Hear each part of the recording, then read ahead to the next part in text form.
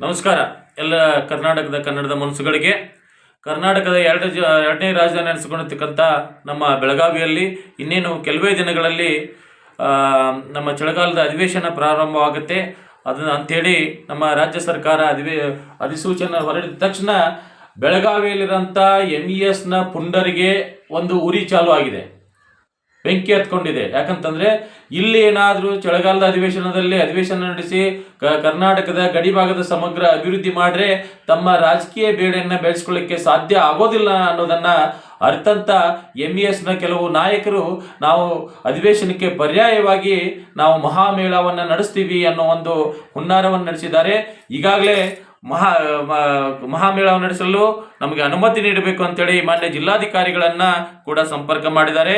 ನಾವು ರಾಜ್ಯೋತ್ಸವ ಸಮಯದಲ್ಲೂ ಕೂಡ ಎಲ್ಲ ಕನ್ನಡ ಪರ ಸಂಘಟನೆಗಳು ಸೇರಿ ಅವರಿಗೆ ಕರಾಳ ದಿನಕ್ಕೆ ಅನುಮತಿ ಕೊಡಬಾರ್ದು ಅಂತೇಳಿ ಹೇಳಿದ್ವಿ. ಅದೇ ರೀತಿ ಈಗಲೂ ಕೂಡ ನಾವು ಎಲ್ಲ ಕನ್ನಡ ಸಂಘಟನೆಗಳ ಪರವಾಗಿ ಕಿತ್ತೂರು ಕರ್ನಾಟಕ ಸೇನೆ ವತಿಯಿಂದ ಅವರು ಮಹಾಮೇಳವನ್ನು ಬಯಸುವುದನ್ನು ಖಂಡಿಸ್ತೀವಿ. ಒಂದು ವೇಳೆ ಏನಾದರೂ ಜಿಲ್ಲಾಧಿಕಾರಿಗಳು ಈ ರೀತಿ ಮಹಾಮೇಳ ಮಾಡೋದಕ್ಕೆ ಅಧಿವೇಶನ ಸಮಯದಲ್ಲಿ ನೀವು ಅನುಮತಿ ನೀಡಿದ್ದೇ ಆದರೆ ಅದರಿಂದ ಆಗುವ ಅನಾಹುತಗಳಿಗೆ ಜಿಲ್ಲಾಡಳಿತವೇ ನೇರ ಕಾರಣ ಆಗಬೇಕಾಗ್ತದೆ, ಪೊಲೀಸ್ ಇಲಾಖೆ ನೇರ ಕಾರಣ ಆಗಬೇಕಾಗ್ತದೆ. ಯಾಕಂತಂದರೆ ಕನ್ನಡಿಗರು ಒಂದು ಹೋರಾಟ ಮಾಡಿದರೆ ಅವ್ರನ್ನ ಹತ್ತಿಕ್ಕುವಂಥ ಕೆಲಸವನ್ನು ಜಿಲ್ಲಾಡಳಿತ ಪೊಲೀಸ್ ಇಲಾಖೆ ಮಾಡ್ತದೆ.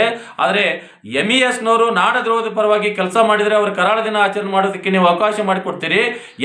ಯಾವ ಕಾರಣಕ್ಕಾಗಿ ನೀವು ಅವಕಾಶ ಮಾಡಿಕೊಡ್ತೀರೋ ಅನ್ನೋ ಪ್ರಶ್ನೆ ನಮ್ಮ ಕನ್ನಡಿಗರಲ್ಲಿ ಕಾಡ್ತಾ ಇದೆ.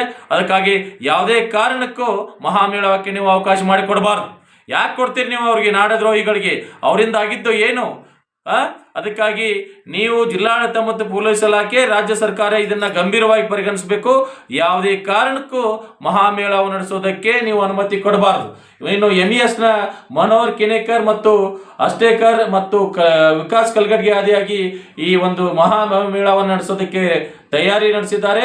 ಮುಗ್ಧ ಮರಾಠಿಗರ ಮನಸ್ಸಿನಲ್ಲಿ ವಿಷಬೀಜ ಬಿತ್ತುವಂಥ ಕೆಲಸವನ್ನ ಈ ನಾಯಕರು ಮಾಡ್ತಾ ಇದ್ದಾರೆ. ಏನು ನಿಮ್ಮ ಕೊಡುಗೆ ಮರಾಠಿಗರಿಗೆ? ಅವರಿಗಾಗಿ ಏನೋ ಒಂದು ಶಾಲೆ ಕಟ್ಸಿಕೊಟ್ಟಿದ್ದಾರಾ, ಒಂದು ಕಾಲೇಜ್ ಕಟ್ಸಿಕೊಟ್ಟಿದ್ದಾರಾ, ಒಂದು ಸಾಂಸ್ಕೃತಿಕ ಭವನ ಇದೆಯಾ? ಏನು ನಿಮ್ಮ ಕೊಡುಗೆ?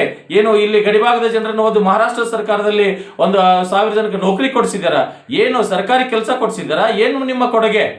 ಇಲ್ಲಿ ನಿಮ್ಮ ರಾಜಕೀಯ ಬೇಳೆಯನ್ನು ಬೇಯಿಸಿಕೊಳ್ಳೋ ಸಲುವಾಗಿ ಮುಗ್ಧ ಮರಾಠಿಗರ ಮತ್ತು ಕನ್ನಡ ಭಾಷಿಕರ ನಡುವೆ ವಿಷಬೀಜ ಬಿತ್ತುವಂತ ಕೆಲಸ ಮಾಡ್ತಿದ್ದಾರಲ್ಲ, ಇದನ್ನ ನೀವು ಕೈ ಬಿಡಬೇಕು. ಕರ್ನಾಟಕದ ಜೊತೆಗೆ ಹೊಂದಾಣಿಕೆ ಮಾಡ್ಕೊಂಡು ಹೋಗ್ರಿ. ಮರಾಠಿಗರ ಮನಸ್ಸು ಬದಲಾವಣೆ ಆಗಿದೆ. ಈಗ ಕನ್ನಡಿಗರ ಜೊತೆ ಸೇರಿಕೊಂಡು ಕರ್ನಾಟಕದ ಪರವಾಗಿ ಅವ್ರು ಕೆಲಸ ಮಾಡ್ತಾ ಇದ್ದಾರೆ. ಅವರ ಮನಸ್ಸಿನಲ್ಲಿ ಹುಳಿ ಎಂಡುವಂತ ಕೆಲಸ ಮಾಡಿದ್ರೆ ಕಿತ್ತೂರು ಕರ್ನಾಟಕ ಸೇನೆ ಸುಮ್ಮನೆ ಕೊಡೋದಿಲ್ಲ. ನೀವು ಎಲ್ಲಿ ಮಹಾಮೇಳ ಮಾಡ್ತೀರಿ ಅಲ್ಲಿ ನುಗ್ಗುವಂತ ಪ್ರಯತ್ನ ಮಾಡ್ತೀವಿ. ನಾವು ನುಗ್ಗುತ್ತೀವಿ. ನಿಮ್ಮ ಮಹಾಮೇಳವನ್ನ ವಿಫಲಗೊಳಿಸುವಂತ ಕೆಲಸ ಮಾಡ್ತೀವಿ. ಜಿಲ್ಲಾಡಳಿತ ಕೂಡ ನಾವು ರೈತರು, ಕನ್ನಡ ಸಂಘಟನೆದವರು, ಬೇರೆಯವರು, ವಕೀಲರು ಪ್ರತಿಭಟನೆ ಮಾಡಿದ್ರೆ ಜಿಲ್ಲಾಧಿಕಾರಿಗಳ ಆವರಣದಲ್ಲೇ ನೀವು ಅವರನ್ನು ತಡೆ ಹಿಡಿತೀರಿ. ಆದ್ರೆ ಮಹಾಮೇಳವನ್ನು ನಡೆಸ್ತೀನಿ ಅಂತೇಳಿ MESನ ಪುಂಡರು ಬಂದ್ರೆ ಅವ್ರನ್ನ ಕಚೇರಿ ಕರೆದಾಗ ನೀವು ಅವರಿಗೆ ಆತಿಥ್ಯವನ್ನು ಕೊಡ್ತೀರಿ. ನಾಚಿಕೆ ಆಗಬೇಕು ಅಂತ ನಿಮ್ಮ ಜಿಲ್ಲಾಡಳಿತದ ಕ್ರಮಕ್ಕೆ, ಪೊಲೀಸರ ಕ್ರಮಕ್ಕೆ. ಯಾಕೆ ನಮ್ಮನ್ನ ತಡೆದು ನಿಲ್ಲಿಸ್ತೀರಿ? ನೀವು ಬಿಸಿಲಲ್ಲಿ ನಿಲ್ಲಿಸ್ತೀರಿ, ಬೀದಿಯಲ್ಲಿ ನಿಲ್ಲಿಸ್ತೀರಿ. ಮಹಾಮೇಳ ನಡೆಸಲಿಕ್ಕೆ ಅನುಮತಿ ಕೊಡಲಿಕ್ಕೆ ಅವ್ರನ್ನ ಒಳಗಡೆ ಕರ್ಕೊಂಡು ಮಾತಾಡ್ತಿರಲ್ಲ, ಇದು ಯಾವ ನ್ಯಾಯ ಸ್ವಾಮಿ? ಜಿಲ್ಲಾಧಿಕಾರಿಗಳೇ, ನೀವು ದಿಟ್ಟವಾದ ನಿರ್ಧಾರ ತಗೊಳ್ರಿ. ಕಮಿಷನರ್ ಅವರೇ ದಿಟ್ಟವಾದ ನಿರ್ಧಾರ ತಗೊಳ್ರಿ.